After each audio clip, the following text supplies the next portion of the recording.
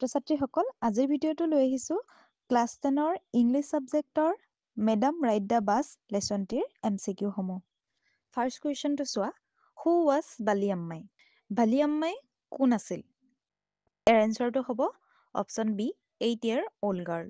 বালিয়াম্মাই এগৰাকী 8 বছৰীয়া ছোৱালী আছিলে।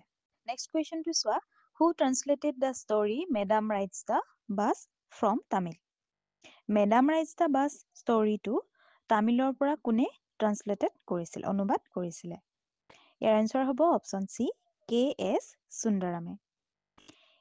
এই মেডাম ৰাইডছ দ্য বাছ ষ্টৰীটো প্ৰথমে তামিল ভাষাত আছিল আৰু তামিল ভাষাৰ পৰা ইংৰাজী ভাষালৈ অনুবাদ কৰিছিলে। তাৰ পিছৰ প্ৰশ্নটি চোৱা, where was valley standing every day? প্ৰত্যেক দিনাই ভেলিয়ে ক'ত থিয় হৈ আছিল? ইয়াৰ এনচাৰটো হ'ব option A at the front ডোৰ। প্ৰত্যেক দিনাই ভেলিয়ে সন্মুখৰ দুৱাৰত থিয় হৈ আছিল। নেক্সট কুৱেশ্যনটো হৈছে, Valli has dash playmates of her own age? ভেলিৰ খেলাৰ লগৰীয়া আছিল নে নাই ইয়াত সোধা হৈছে। আমি ইয়াৰ এনচাৰটো লিখিম অপশ্যন বি ন', যিহেতু ভেলিৰ কোনো লগৰীয়া নাছিলে খেলিবলৈ। নেক্সট কুৱেশ্যনটো চোৱা, the source of unending joy of Valli was?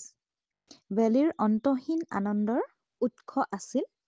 ইয়াৰ এনচাৰটো হ'ব option B sets of new passengers, নতুন নতুন যাত্ৰীৰ গোট।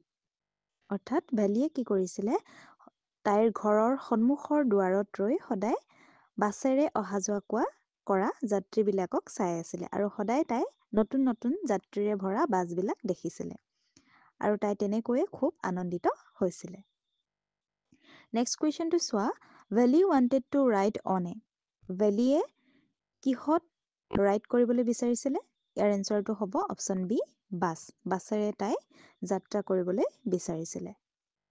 নেক্সট কুৱেশ্যনটো চোৱা, the distance to town from Valli's village was?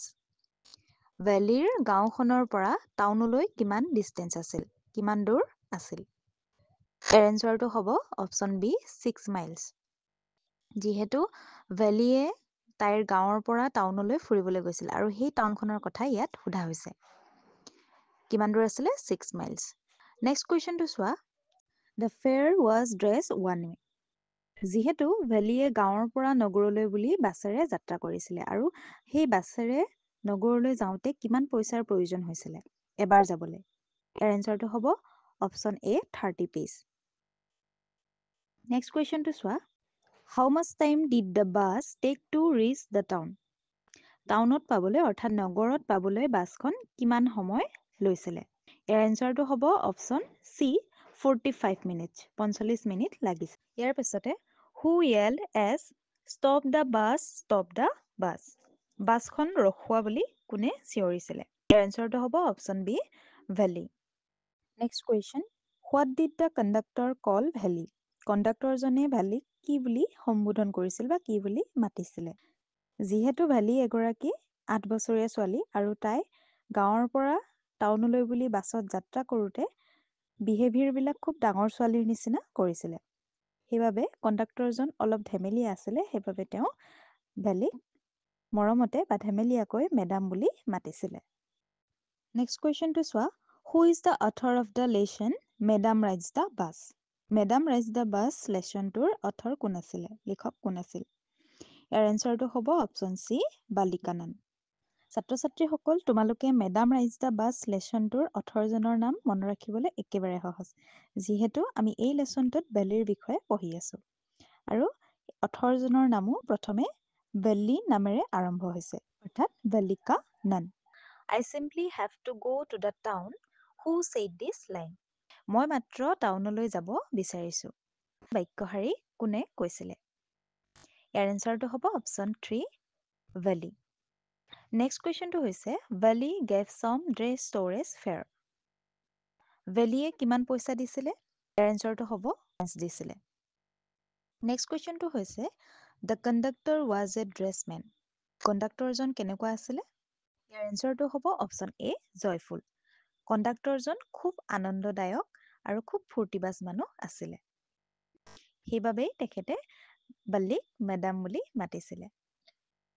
Next কুৱেশ্যনটো চোৱা, হাউ many passengers ৱেৰ on the bus বাছখনত কিমান পেছেঞ্জাৰ আছিলে ইয়াৰ এনচাৰটো হ'ব 6 or 7 মানে যেতিয়া ভেলিয়ে বাছখনত উঠিছিলে যাত্ৰা কৰিবৰ কাৰণে তেতিয়া কিমান মানুহ আছিলে বুলি সোধা হৈছে ইয়াত 6 পৰা 7জনমান মানুহ আছিলে এইখিনিতে এটা কথা মন কৰিবা ইয়াত এবাৰ কুৱেশ্যনত ভেলি বুলি কোৱা হৈছে এবাৰ ভেলিয়াম্মাই বুলি কোৱা হৈছে ভেলি আৰু ভেলিয়াম্মাই একেজনীয়ে ছোৱালী ভেলিৰ ফুল নেমটোৱে হৈছে ভালিয়াম্মাই নেক্সট কুৱেশ্যনটো চোৱা what did Valli do one fine spring day ভেলিয়ে বসন্তকালৰ এদিন কি কৰিছিলে ইয়াৰ এনচাৰটো হ'ব option A got the bus to the town তাই টাউনলৈ যোৱা বাছখন ধৰিছিলে অৰ্থাৎ তাই টাউনলৈ যোৱা বাছখনত উঠি ফুৰিবলৈ গৈছিল নেক্সট কুৱেশ্যনটো চোৱা what was the most fascinating scene for Valli in the street ভেলিৰ কাৰণে ৰাস্তাত আটাইতকৈ